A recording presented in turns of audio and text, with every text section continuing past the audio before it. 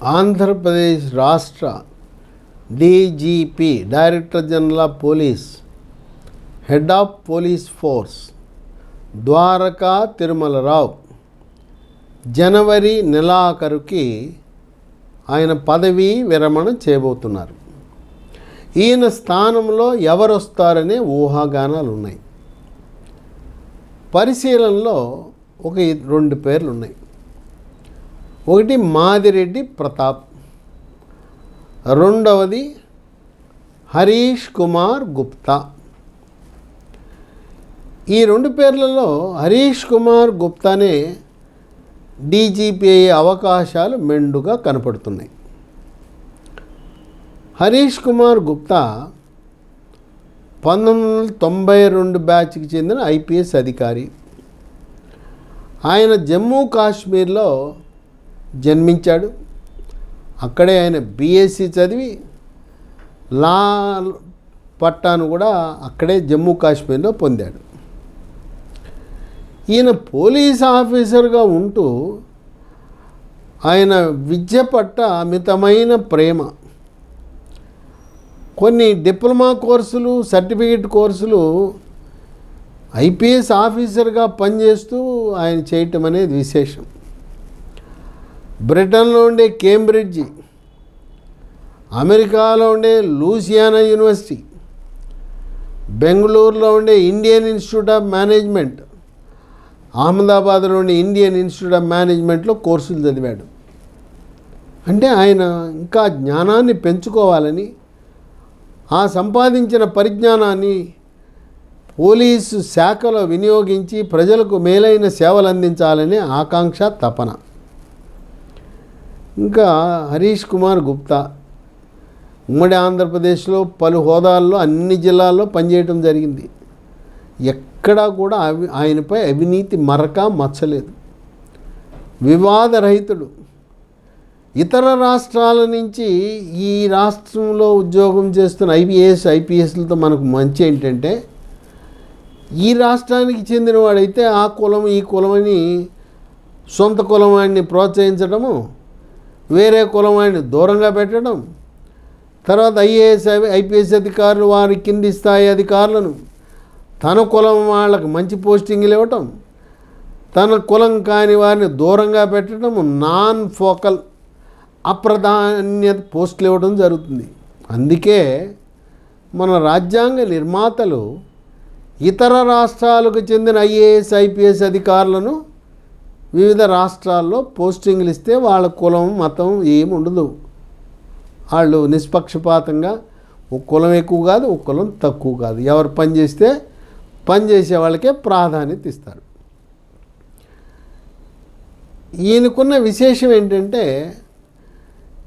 ఈ 2024 ఎన్నికల ముందు అప్పుడు డీజీపీగా ఉండే కేవి రాజేంద్రనాథ్ రెడ్డి, ఆయన ఐపీఎస్ అధికారి అయినా ఆయన వైపీఎస్ అధికారి అయ్యాడు. వైపీఎస్ అంటే వైఎస్ఆర్సీపీ పోలీస్ సర్వీస్. జగన్మోహన్ రెడ్డి చెప్పిన పనులకు అడుగులకు మడుగులొత్తుతూ జీ హుజూర్ అనే విధంగా ఆయనకి లోబడిపోయి అనేకమైన అరాచకాలకు, అక్రమాలకు పాల్పడ్డాడు. అప్పుడు కేంద్ర ఎన్నికల కమిషన్ ఆయన్ని ఆ పదవి నుంచి తొలగించి ఎన్నికలతో సంబంధం ఉన్న ఏ పోస్టులో కూడా రాజేంద్రనాథ్ రెడ్డిని పెట్టొద్దని ఆదేశాలు ఇచ్చింది. అప్పుడు ఆనాటి ప్రధాన కార్యదర్శి నుంచి 3 పేర్లు సీనియర్లుగా ఉన్న నీతివంతమైన ఐపీఎస్ అధికారుల పేర్లు పంపమంటే ఆనాటి ప్రధాన కార్యదర్శి ఎన్నికల ముందు 3 పేర్లు పంపారు. 3 పేర్లు ఏదంటే ద్వారకా తిరుమలరావు, 2 హరీష్ కుమార్ గుప్తా, 3 మాదిరెడ్డి ప్రతాప్. ఈ 3 యొక్క బయోడేటాలను, ట్రాక్ రికార్డులను పరిశీలించిన కేంద్ర ఎన్నికల సంఘం ఎన్నికల సమయంలో హరీష్ కుమార్ గుప్తాని డీజీపీగా, డైరెక్టర్ జనరల్ ఆఫ్ పోలీస్గా నియమించడం జరిగింది. ఆయన ఆధ్వర్యంలో ఎక్కడ అరాచకము జరగకుండా, ఏ పోలింగ్ బూత్లో కూడా అవాంఛనీయ సంఘటనలు జరగకుండా, ఏ పోలీస్ అధికారి కూడా పరిధులు దాటి రాజకీయ పార్టీలకు కొమ్ము గాయకుండా ఆయన పరిపాలన సాగించాడు. చంద్రబాబు నాయుడు ప్రమాణ స్వీకారం చేసిన తర్వాత ద్వారకా తిరుమలరావు ఒక బీసీ సామాజిక వర్గానికి చెందిన వ్యక్తి, బోయ సామాజిక వర్గానికి చెందిన వ్యక్తి, ఆయన్ని డీజీపీగా నియమించారు.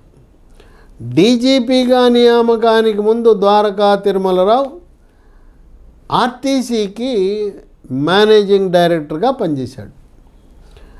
నష్టాలలో ఉన్న ఆర్టీసీని లాభాల బాటలోకి తేవటానికి ఆయన విశేషమైన కృషి చేశాడు. ఇప్పటికీ కూడా ద్వారకా తిరుమలరావు ఆర్టీసీ ఎండీగా కూడా కొనసాగుతున్నాడు. జనవరి నెలాఖరికి ద్వారకా తిరుమలరావు రిటైర్ అయిన తర్వాత కూడా ఆర్టీసీ మేనేజింగ్ డైరెక్టర్గా వారిని కొనసాగించి, ఎందుకంటే త్వరలో ఈ ఆర్టీసీలో మహిళలకు ఉచిత బస్సు ప్రయాణ సౌకర్యం కల్పించాలి. దానికి ఇప్పటికే ద్వారకా తిరుమలరావు వివిధ రాష్ట్రాలలో అధ్యయనం చేసి ఎలా దాన్ని ప్రవేశపెట్టాలని ఒక వ్యూహరచన చేశాడు. కనుక ద్వారకా తిరుమలరావుని అదే పదవిలో ఆర్టీసీ ఎండీగా కొనసాగించడానికి ఎటువంటి అడ్డంకులు లేవని పరిపాలనా రంగ నిపుణులు భావిస్తున్నారు. ఇప్పుడు హరీష్ కుమార్ గుప్తాని దాదాపు డీజీపీ నియామకము ఖరారు అనుకున్నారు. ఆయనకే వస్తుందంటున్నారు. ఈయన ఎన్నికల సమయానికి ముందు ఆయన హోమ్ సెక్రటరీ కూడా పనిచేశాడు.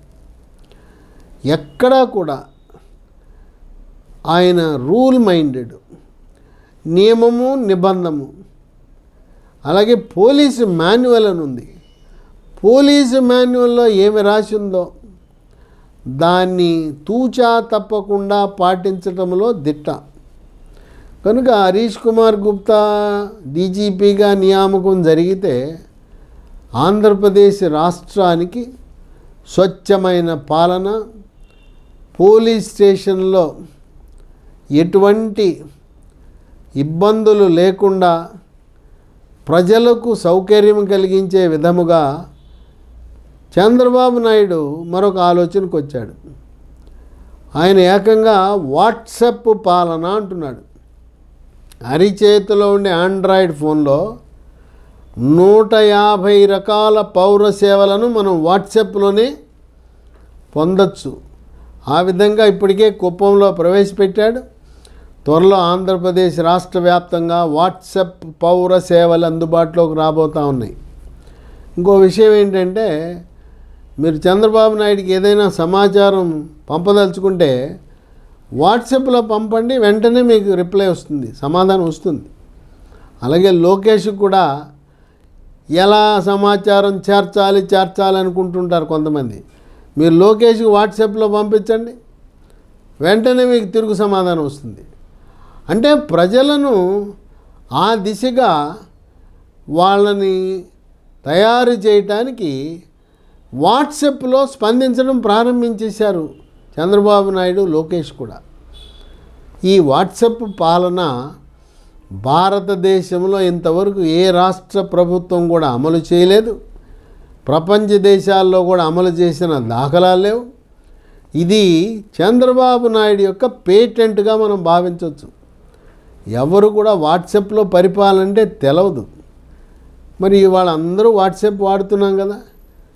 రాబోయే కాలంలో చూడండి, ఏదున్నా కూడా మనం ఆఫీసుల చుట్టూ తిరగకుండా, లంచాలు ఇవ్వకుండా త్వరితగతిన మన సమస్యలు పరిష్కరించబడటానికి వాట్సాప్ పాలన ఒక ఆయుధం కాబోతుందని బలంగా చంద్రబాబు నాయుడు విశ్వసిస్తున్నాడు. ఈ వాట్సాప్ పరిపాలనని సెక్రటేరియట్లో 1వ బ్లాక్లో మొదటి అంతస్తులో చంద్రబాబు నాయుడు, కింద గ్రౌండ్ ఫ్లోర్లో ఈ రియల్ టైం గవర్నెన్స్ అనే ఒక శాఖ ఉన్నది. అక్కడ దాదాపు 200 కంప్యూటర్లు ఉన్నాయి. వాళ్ళతో అనుసంధానం చేసి ఈ యొక్క పౌర సేవలను ప్రజలకు ఎటువంటి ఇబ్బందులు లేకుండా అమెరికా, పాశ్చాత్య దేశాలలో పౌర సేవలు ఏ విధంగా హక్కులా భావిస్తున్నారో, ఒకరి దయాదాక్షిణ్యాల మీద ఆధారపడకుండా పౌర సమస్యల పరిష్కారానికి వాట్సాప్ పాలన ఒక దిశగా మారబోతుందని ఆర్థిక రంగ నిపుణులు, విశ్లేషకులు, పౌర సమాజం భావిస్తున్నది.